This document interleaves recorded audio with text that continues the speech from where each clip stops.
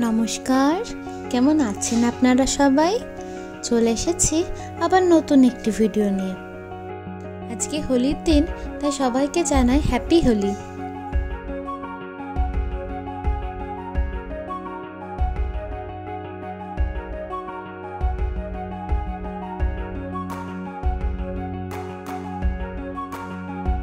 এই যে সকাল সকাল উঠে আবির নিয়ে চলে এসেছি। চলুন ঠাকুরের পায়ে এবার একটু আবির ছুঁয়ে দিই।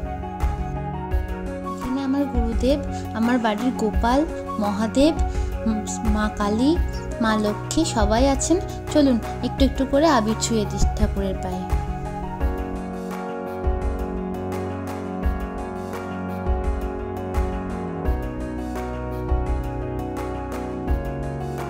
চলুন ঠাকুরের পায়ে আবির ছোঁয়ানো হয়ে গিয়েছে, এবার জলখাবারটা তাড়াতাড়ি খেয়ে নিই। রুটিগুলো আমার টোস্ট করা হয়ে গিয়েছে। চলুন এটা রেখে দিই, দিয়ে চকো স্প্রেডটা নিয়ে আসি। আপনারা তো জানেনই আমি কিছুদিন আগে বাড়ি গিয়েছিলাম, তো সেখান থেকে ফেরতও চলে এসেছি গুরগাঁওতে কিছুদিন হলো। আর এবার সাথে এসেছে আমার মা। এই যে চকো স্প্রেডটা নেওয়া হয়ে গিয়েছে, এবার দিয়ে আসি। আমার মা সাথেই এসেছে, আর বাবা কিছুদিন পরে আসবে। আসলে বাবার তো অনেক কাজ আছে, আর একটানা এতদিন এসে থাকতেও পারবে না, তাই সঙ্গে করে মাকে নিয়ে এসেছি, আর বাবা এসে নিয়ে যাবে মাকে। চলুন হয়ে গেছে, খাবারটা দিয়ে আসি, আর বাইরে থেকে আপনাদের একবার ঘুরিয়ে আনি। আজকে তো দোল, সামনের চারপাশে বাচ্চারা কেমন খেলছে দেখুন। তাই সকাল থেকেই বক্স বাজিয়ে নাচা গানা শুরু হয়ে গিয়েছে, আবার তার সাথে তো দোল খেলা চলছেই। আজকে বাড়িতে একটু দই কাতলা রান্না করব। দই কাতলা তো আমরা বাড়িতে কম বেশি সবাই রান্না করে থাকি, কিন্তু আমি কিভাবে রান্না করি সেটাই আপনাদের আজকে শেয়ার করব। চলুন ভিতরে যাই তাহলে।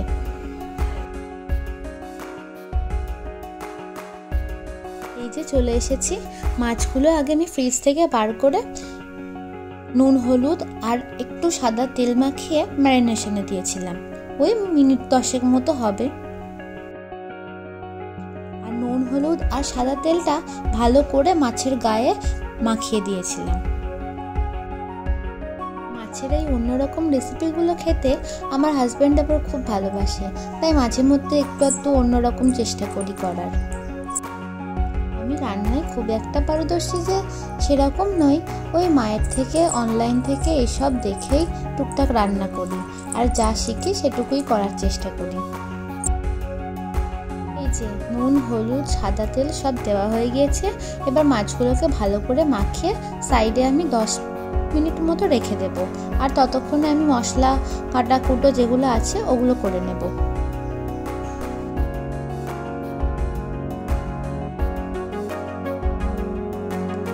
এই যে বাটিতে একটু গরম জলে পোস্ত, 3-4টে কাঁচা লঙ্কা, একটু কাজু বাদাম আর একটু মৌরি আমি আগের থেকে ভিজিয়ে রেখেছি।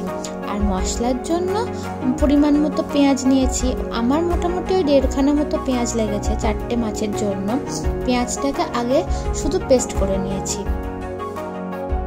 পেঁয়াজটা আগে শুধু আলাদাভাবে পেস্ট করে নিতে হবে, আর আদা রসুনটা পরে আলাদাভাবে পেস্ট করে নিতে হবে। একসঙ্গে পেস্ট করলে কিন্তু হবে না। আমি রান্নাটা করেছি 4 পিস মাছের ভিত্তিতে। আপনাদের কাছে মাছের পরিমাণ যেমন হবে, পেঁয়াজ, রসুন, আদা সব কিছুর পরিমাণই আপনারা কম বেশি করে নেবেন।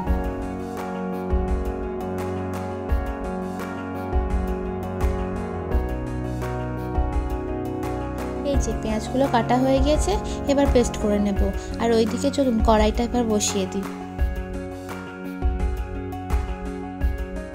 এই যে এখানে কড়াইটা ধুয়ে জল শুকিয়ে বসিয়ে দিয়েছি। এবার সাদা তেল পরিমাণ মতো দিয়ে দিলাম। এই রান্নাগুলোতে তেলটা একটু বেশি পরিমাণে দিতে হয়। তেলটা গরম হয়ে গিয়েছে, এবার আমি মাছগুলো একে একে দিয়ে দেবো। মাছগুলো ম্যারিনেশনের সময় যেহেতু অল্প করে কাঁচা সাদা তেল দেওয়া হয়েছিল, তাই তেলে দেওয়ার সময় মাছটা অতটা বেশি ফাটবে না। এই যে মাছগুলো আমি তেলে দিয়ে দিয়েছি, এবার দুদিকে ভালো করে লাল লাল করে ভেজে নেব।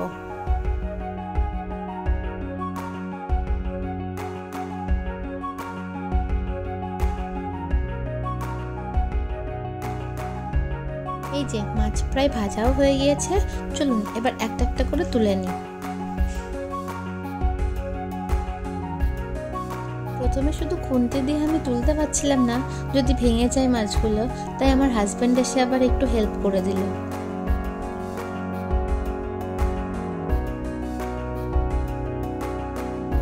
এই যে এই মাছ ভাজার তেলেই এবার একটু আমি কুচি করে কেটে রাখা পেঁয়াজের বেরেস্তা করে নেব। এটা ওই একটু ওপর থেকে ছড়িয়ে দেওয়ার জন্য, ভালো লাগে, দেখতেও ভালো লাগে। দই কাতলাতে এটা খুব একটা বিশেষ প্রয়োজনীয় না, আপনি স্কিপও করতে পারেন, কিন্তু দেখতে ভালো লাগার জন্যই আমি দিয়েছিলাম।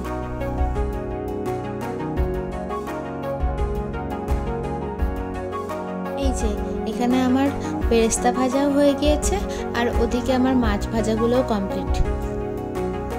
এবার চলুন রেসিপিটা স্টার্ট করি।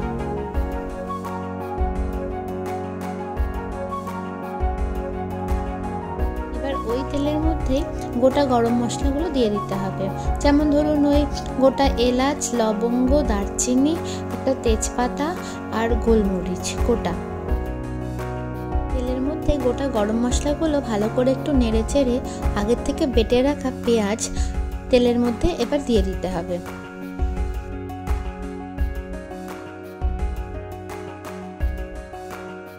পেঁয়াজটা একটু লাল লাল করে ভাজা ভাজা হয়ে গেলে এরপর ওই আদা রসুন বাটাটা দিয়ে দিতে হবে।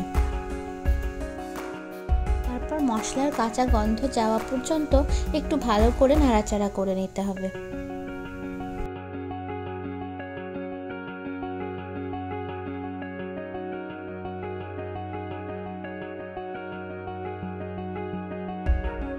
আদা রসুনের কাঁচা গন্ধটা চলে গেলে এরপর পরিমাণ মতো একটু জিরে গুঁড়ো আর একটু ধনে গুঁড়ো এখানে দিয়ে দিতে হবে। মশলাগুলো দেওয়া হয়ে গেলে ভালো করে মিশিয়ে নেব, আর সাথে দিয়ে দেব পরিমাণ মতো লবণ। এই যে আমার ভালো করে মশলা কষানো হয়ে গিয়েছে, এবার দিয়ে দেবো আগের থেকে সেই ভিজিয়ে রাখা পোস্ত, কাজু বাদাম, মৌরি আর লঙ্কার যে পেস্টটা করেছিলাম সেইটা। এবার এটা দিয়ে ভালো করে মশলার সাথে মিশিয়ে নিতে হবে।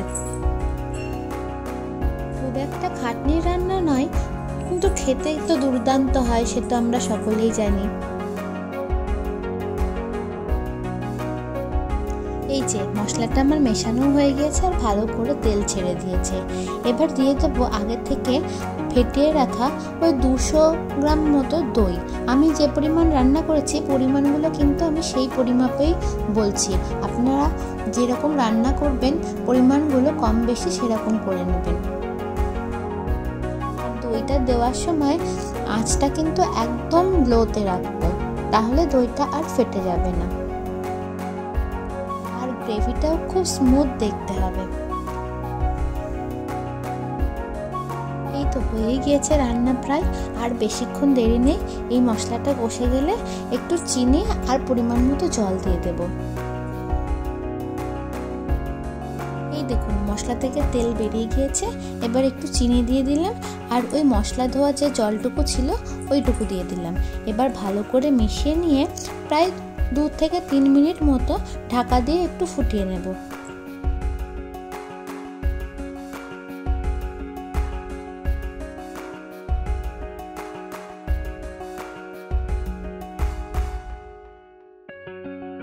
এই যে আমার মাছ দেওয়াও হয়ে গিয়েছে, একটু পরে একটু উল্টে দেব আর ঢাকা দিয়ে 2 মিনিট রান্না করব, ব্যাস তাহলেই হয়ে যাবে।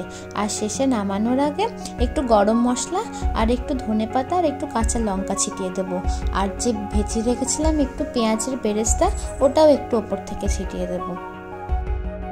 ব্যাস তাহলেই হয়ে যাবে আমাদের সুস্বাদু দই কাতলা। রেসিপিটা কেমন লাগলো অবশ্যই কিন্তু আমাকে কমেন্ট বক্সে জানাবেন। আমার সব কিছু হয়ে গিয়েছে, এবার গরম গরম ভাতের সাথে গরম গরম দই কাতলা পরিবেশন করব।